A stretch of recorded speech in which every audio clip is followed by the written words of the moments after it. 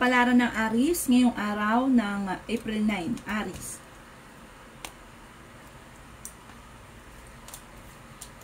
Sinasabi po dito na ating tarot card Aries na maaaring may magbubuntis na Aries.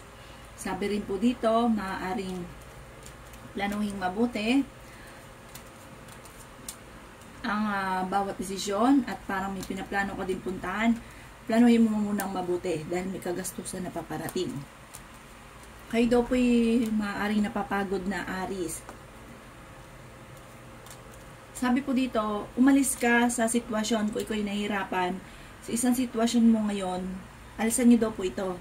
Parang ito yung solusyon kung ano man daw po yung problema mo sa ngayon. Tsaka yung alam mo daw po na mai-stress ka, lumayo ka sa tao. Diba, taong ito, nai-stress ka, lumayo ka daw po doon dahil parang hindi maganda na idudulot sa inyo. Sabi rin po dito, makakamit niyo naman ang inyo po mga pinapangarap. Maging aware ka ha dahil parang mawawalan ka ng gamit. May negatibong balita na paparating na parang meron kang matagal ng gusto na parang hindi matutupad. Parang, kasi itong gusto nyo ito, parang hindi na pag-isipan.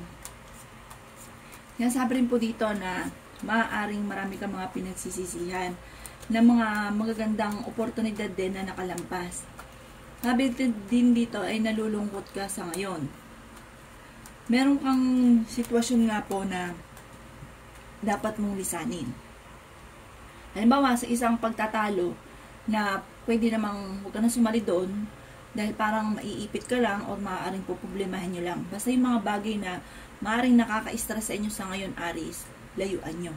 Yan, sabi po dito na ang lucky color po ninyo ay nagsisimula sa yellow-green at ang lucky number po ninyo ay 8 at saka 10, 36, 44, 52 at 50.